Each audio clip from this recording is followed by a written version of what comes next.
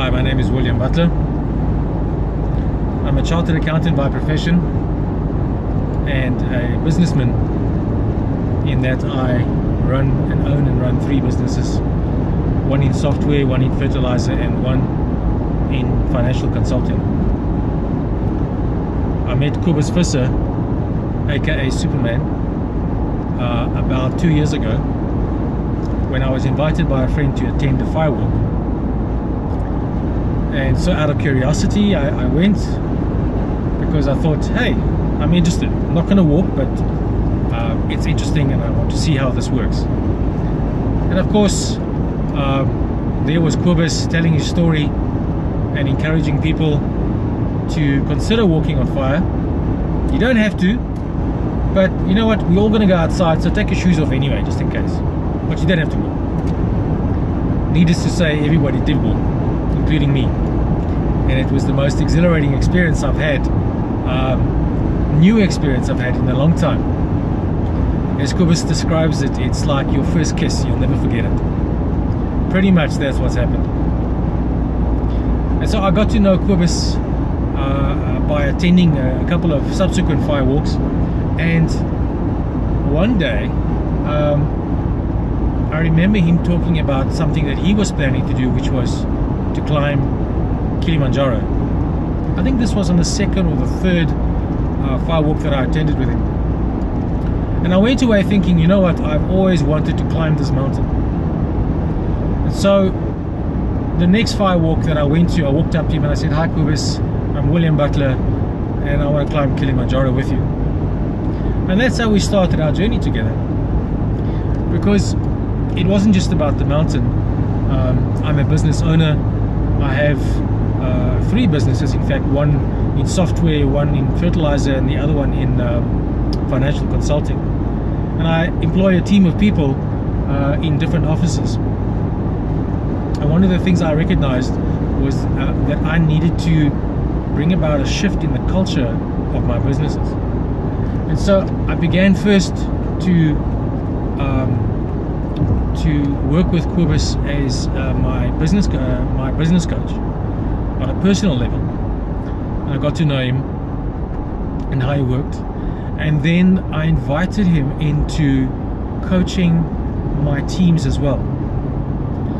And I can say both at a personal level and both certainly at the level of my teams, there was a dramatic improvement in performance, in focus, and most importantly for me, team cohesion. After Kobus had gotten involved and started working with my guys both individually and as a group. So at some point Kobus invited me to attend what he calls the FIT Firewalk Instructor Training, which is basically an extended retreat where you learn to become a firewalk instructor. And of course at that point I was sold on the idea of firewalking, because it resonates with something in me about being able to transcend your physical environment just with your mind, and causing your body to transcend that environment through your mind. And so I went on this retreat with him, and I can only tell you it was probably one of the most influential moments in my life, probably more influential than their marriage, because it was an inflection point where my business life certainly, and also my personal life and relationships, just took a step change, a step up, because of the personal transformation I went through over those few days. Not just because I walked on fire, because we walked on it in one night, we walked on it 108 times, but also because the relationships I developed with people that I met, because of the relationship I developed with myself. I can say that I developed a much deeper connection and understanding of myself through that experience than I've ever had before. And I wish tools like these were taught in school, so that our children could have them. And on that note, I actually took my daughter with me. My middle daughter, she's now, at the time she was 21, She's grown up in a divorced family, so I wasn't around when she was little like a full-time dad. I was a weekend dad. And we've always had an estranged relationship, and one that was plagued by trust issues. And I invited her to attend this process with me, and she went through the same transformation. But more amazingly is she and I, as father and daughter, went through this amazing transformation in our relationships and breaking down barriers and connecting in a way that we never could have or would have if we had continued as estranged parent and child. And if it's just one thing I'm grateful for, it's that experience. So what would I say about Kobus? I've had these personal experiences of transformation through a skill set that he teaches, specifically through firewalking, but also through one-on-one sessions, coaching, where he's helped me with relationships in business, relationships in my personal life, just bringing a different perspective to what people mean to me in my life, and how I can and should be approaching them. He's also helped me to focus on what was important at that time, to move my businesses forward. And as I mentioned earlier, he's done a really good job of bringing my team together, getting them to work with discipline, getting them to have their own esprit de corps, their own team spirit, and that they are not just work colleagues, but that they become a proper team, and they are teammates, team buddies. And all of that is valuable, not just in a personal sense, as in my life has changed or my life has improved, but it's valuable in terms of rands and cents, in terms of money, because the enhanced performance of my team has led to enhanced service levels to my customers. My own personal transformation at that firewalk instructor training retreat I mentioned has led to an explosion in my business because of the energy shift in myself. Because your business is a reflection of who? It's a reflection of who you are.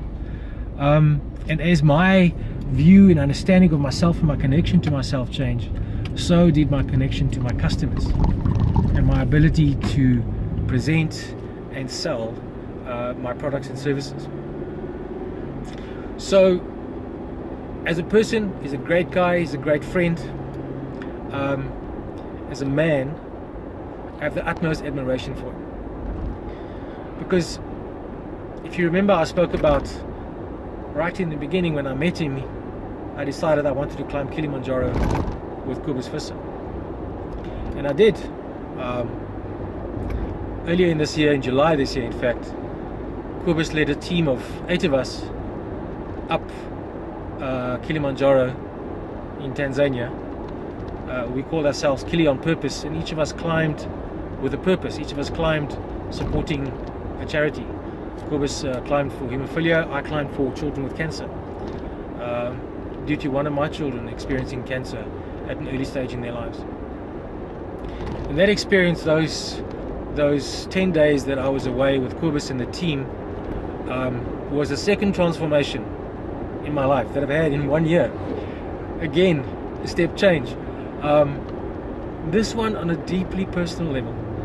This one has been less commercial and been more about who I am and who I want to be and who I am becoming. Kobus is afflicted by a disease called hemophilia, which under most circumstances would keep people in bed, or keep them in a wheelchair, or keep them in crutches. This man set the intention to climb Kilimanjaro 2 years before he met me, when he was in a wheelchair. And through his determination and his effort and just sheer, I don't know what it is, willpower, guts, stupidity maybe, I think there's a hint of that, craziness, he did. Because that man couldn't train like I did. couldn't go to gym. He couldn't do the kind of physical exercises that I was doing to prepare my body in advance of that climb. And yet he climbed, and yet he got to the top of that mountain. Now, I climbed with Kobus. When I say with him, I mean with him. I was with him, next to him, every day. And my purpose, my personal mission, was to get him up and down without dying. And I saw what it took out of this man. I saw the pain that he went through. I saw the personal transformation he was going through, because there were days that he was crying, and I thought, man, this guy's in pain. And when I spoke to him, he said, no, it's not the physical pain, it's what I'm learning inside. And that, you know, I was going through my own transformation, I was going through my own learnings, and that it was a beautiful moment. On summit night, we left late the night before, shall I say summit morning, we left late the night before, and we started our climb in the dark. It was Kobus and myself and one of our fellow climbers and two porters that climbed with us. And it was slow and it was painful, because that last climb is steep, it's hard, and there's a reason that you climb it in the dark, because if you could see what you were climbing, you would just give up. And there came a point where Kobus was, his body was finished. Mine was close to finished. And it was just me and him at that stage, or the rest of our team had left, me, him and the porters. And I was sticking with Kobus. And at that point, which was several hundred meters below a place called Stella Point, I was worried that he was going to die, because of the strain he was taking, the strain of his body, the pain he was experiencing, trying to engage with him and just trying to get a conversation going. It was hard, and I was concerned for his safety, but I didn't want to leave him. And we sat just before sunrise. In fact, it was at sunrise. We watched the sun come up several hundred meters below a place called Stella Point, which itself is below Uhuru Peak, just a short while, a couple hundred meters below Uhuru Peak. And he said to me, William, go, I need to rest. And it was a struggle for me to leave him, but I did, so that I could summit, and he gave me permission to leave him. And those next several hundred meters was probably the most toughest part of the climb I'd experienced in that entire journey. Just me and the porter that was with me. And it was tough because of the steepness, it was tough because of the terrain. We were surrounded by jagged and loose rocks and ice, and it was freezing cold, and at that altitude there's just no air to breathe. And then I got to Stella Point, and from there I made my way up to Uhuru Peak, which is a much more gentler climb. For me, the part that makes or break that mountain is getting to Stella Point. And so I peaked, and I turned around, and I came back with my friends that I'd met up with, the other climbers. And when I got back to Stella Point, there was Kobus Visser, lying on the ground, half dead, with his crutches next to him. That man had hauled that huge frame all that way from where I had left him, where I was convinced that he was going to turn back with the three porters who would help him get down. He'd hauled his ass all the way from that point to Stella Point, through the most difficult terrain of our entire journey, with his body already finished, with his body already done. He hauled his ass from there to there by sheer will, sheer grit and determination, the strength of his mind that got him from where he was to where I found him.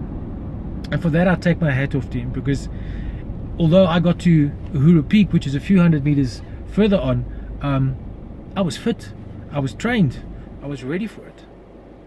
And he doesn't have the body to do the kind of things that I can do with my body because of the hemophilia. And yet this man did what I think is a miracle. Through the sheer power of his mind, he got from where I left him up to Uhuru Peak. That's the Kobus Visser I know. Multi-skilled, multi-talented, a man of courage, as he demonstrated to me, a man of humility, as I saw in his tears, his open tears, in front of the whole team, a man of wisdom, as I've experienced on a daily basis through our many phone calls and our weekly or bi-monthly get-togethers for coaching. So that's what I have to say about Kobus. I would recommend him to anybody that I respected. I would introduce him to anybody that I felt could benefit from stepping up their lives. Anybody who's looking to grow their business or just grow their lives, I would recommend this man. I would recommend Kobus Visser.